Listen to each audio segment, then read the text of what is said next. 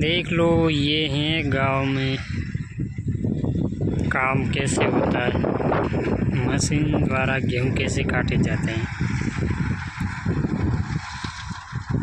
ये गेहूं काटने के लिए मशीन।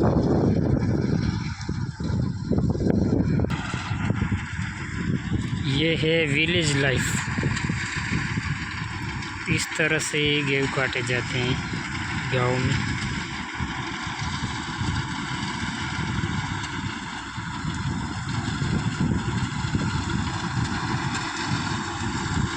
जो सूखे हो उससे जल्दी से ये काटता है।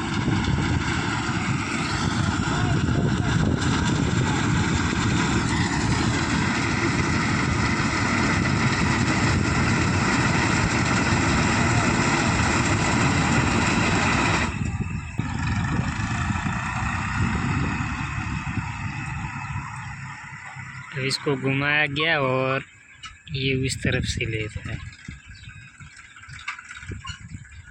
ये यहाँ से काटेगा।